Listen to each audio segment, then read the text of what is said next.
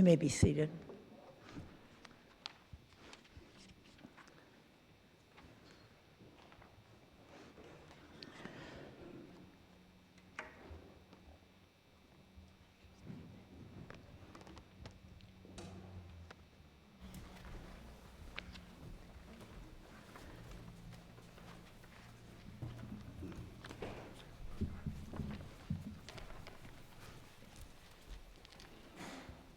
For those of you out there wondering why we're all standing up here, we're going to do the reading a little bit different today. If you follow along on the screen, there's actually a part later that comes that all of you guys get to be a part of.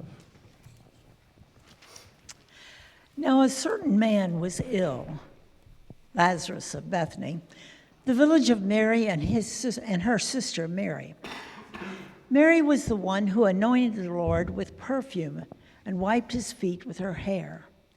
Her brother Lazarus was ill. So the sisters sent a message to Jesus.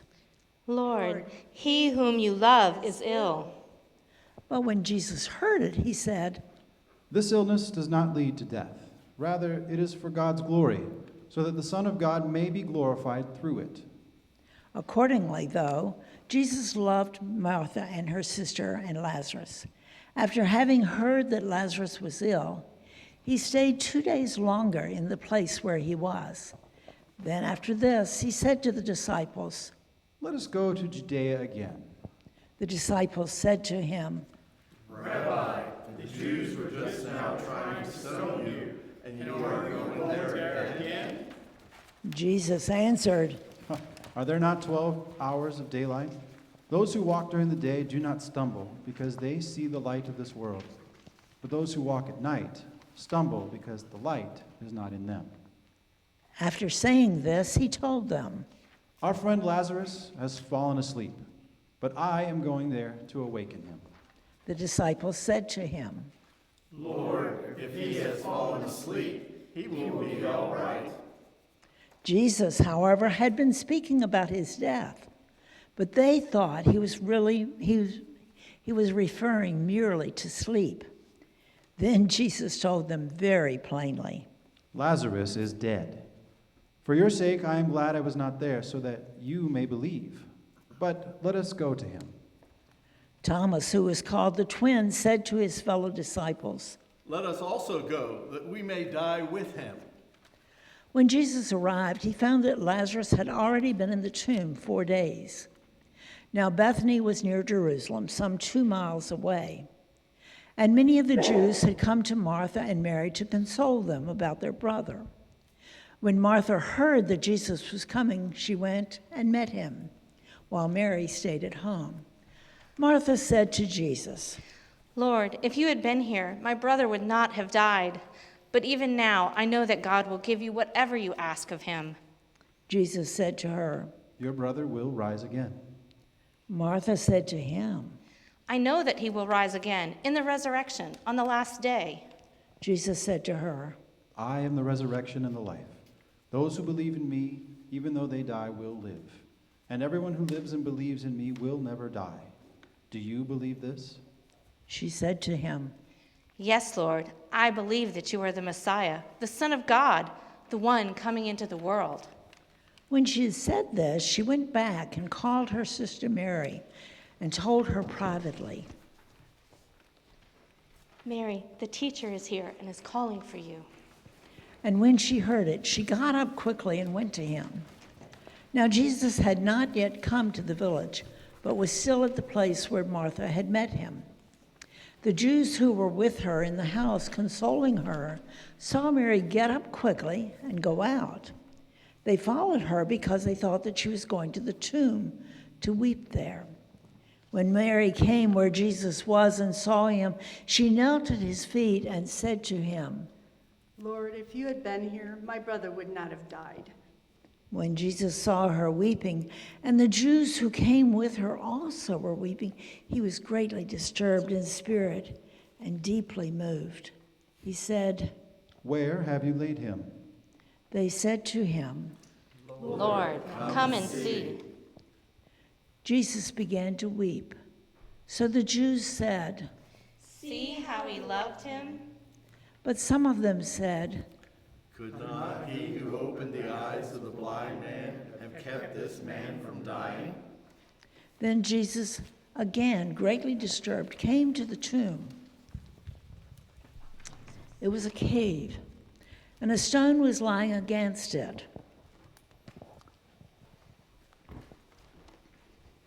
Jesus said, "Take away the stone." Martha, the sister of the dead man, said to him, Lord, already there is a stench because he has been dead 4 days. Jesus said to her, "Did I not tell you that if you believed, you would see the glory of God?" So they took away the stone, and Jesus looked upward and said, "Father, I thank you for having heard me. I know that you always hear me, but I have said this for the sake of the crowd standing here, so that they may believe that you sent me." When he said this, he cried with a loud voice, "Lazarus, come out!" The dead man came out, his hands and feet bound with strips of cloth, and his face wrapped in a cloth. Jesus said to them, "Unbind him and let him go."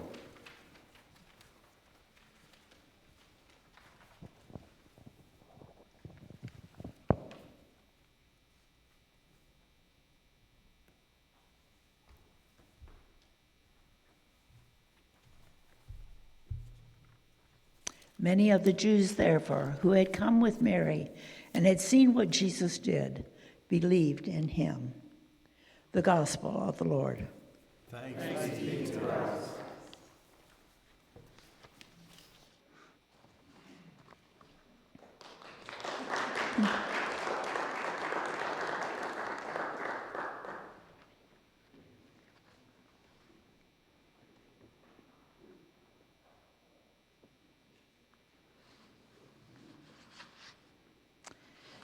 Today's gospel is one of faith, family, love, life, loyalty. And as we will see, it is a story of confessing Christ, the risen Christ. If it is not already, I hope that this passage can become one of your favorites. You've heard it today in a different way. We've acted it out, brought it to life in a different manner. Thank you to each of the cast, and especially to Roxanne for all the coordination. What immediately strikes me about the text is human friendship and deep, deep love for one another. When Lazarus is dying, Mary and Martha immediately reach out to their dear friend. It's obvious that Jesus is an integral part of this family. Sometimes family is different. Let me introduce you to my dear friend, Linda. I met Linda in 1971. Yes, 55 years ago. For some of you, that was a number of years before you were born. I know how we met, but I don't know what the spark was that brought the two of us together. There were 70 people there. And somehow, she and I found each other in a different way, found a different bond that made us instant friends. So many times people can tell you, what happened? Well, I don't know what happened. It just happened. It was a God moment for sure. Well, along the way, it quickly became obvious that this friendship was more than just the two of us. She was engaged. And he just accepted our friendship quickly. They took me home for Thanksgiving, and her family became my family. We visited a second Thanksgiving meal for his family, and sure enough, they all adopted me. They quickly became my second family. A few years later, their first child was born, a month after I was ordained. So a month later, Sarah was my first baptism. Many years later, Sarah and I were sitting on the floor talking when Leif, her 5-year-old, was kind of moving around us, and we weren't paying attention to him, and I didn't think he was paying attention to us. And all of a sudden, he kind of crawled onto his mother and he gave her a hug. And he said, Mom, what's Aunt Jean to Baba, the name that he called his grandmother? Sarah kind of stopped. She didn't know what to say. And somehow the words came to me, and I didn't know how. And I said, she's my heart sister. And the 5-year-old jumped up, said, oh, okay, and off he ran like 5-year-olds can. But that's what heart family is all about. And I think that Jesus and Mary and Martha and Lazarus, they were a heart family. Well, and I hope you have some heart families. My heart family has expanded now so that my brother is now a part of it. And I used to talk about my second family, now I just talk about my family. Mary and Martha and Lazarus each had their own personalities. They each had a story to tell. We could spend the afternoon just going through each one by one. But I want to talk about Martha. Martha, I think, gets a bad rap because Martha is kind of usually known as the one who doesn't want to sit down with Jesus. Because in Luke, we hear that Mary is sitting at Jesus' feet, and Martha is off doing what women often do, getting the meal together and doing all the preparations. But she goes to Jesus, she knows him well enough, and she complains, don't you like this? Do you like this, that she's letting me do everything? And Jesus responds, Martha, Martha, you've become distracted by many things, but there's need of only one thing. Mary has chosen the better part, which will not be taken from her. Now, as I say, I always thought Martha had been given a bad rap, and I know all too well that I can get distracted and do just what Martha did. I forget friends, I forget correspondence, I get busy with this and I don't have time for that, and I'm not sitting reading my Bible and I'm not praying and I'm just getting through the day. That's not what, Jesus was not saying that Martha didn't listen, he was saying you were being distracted. And that's a good lesson for all of us. Now, we've all heard sermons about this, but I am so touched by Martha's responses today. I also was very touched by the hymn, Ancient Words. I had not heard that before. I mean, I know about ancient words, but that touched me in a different way today. The ancient words that are alive for us. Martha and Mary and Lazarus are alive for you and me to hear their story and to see how their story is my story. First of all, Martha's confession. Yes, Lord, I believe that you are the Messiah, the Son of God, the one coming into the world. And Jesus says, these and many other signs are written so that you and I might believe. So we take on her confession as our own, and in doing so, you and I are stepping into the identity that is our story. We confess. We stand before Jesus and say, yes, Lord, I do believe. I think her statement is a statement of belief, of faith. It's a fact.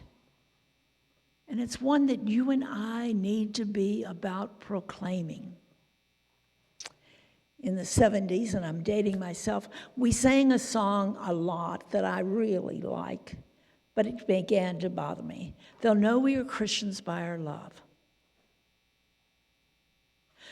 But we weren't saying anything to help people connect with why. What was this love that we were a part of. So we need actions. We need words to put them together. We need people to know why we are serving, why we are serving meals, while we are doing this. Now, I'm not suggesting that everybody that you see, you stop them and say, I want you to know Jesus is Lord. They're going to think we're a little nuts. But there are ways in which we talk about our faith. We share who we are. What we do today is something that we carry forth tomorrow. I want also that we get out, we step out, that we're bold, that we think about what has happened to us. How do those ancient words absorb to us and change us? That's what our baptism is all about. In our baptism, the water is poured on us, and we literally turn around. Now, most of us were little babies when that happened, but that's why we renew our baptism so often. We talk about it. We make it one with us. So I'm calling today for a boldness in our faith. Think about it. I can't tell you where you're going to be or how you respond. But think about it. Who do you pass by because you don't like the way they look? Who do you see lonely that needs a friend? Be bold. Be willing to speak out and share who you are. In a minute, we're going to sing, I Love to Tell the Story. It is also our story. As we sing today, sing with gusto, like you really are reading the words and you're hearing them, you're feeling them, and you're proclaiming them. Sing as you want to be out there in daily life, proclaiming that Jesus Christ is not only your Messiah, but the Messiah. That the Son of God has come into your life, and that your life is continuing to grow and change and be the child of God out there, everywhere. Christ is with you forever and ever. Amen. And with that news, go in peace and believe it. Believe in the good news.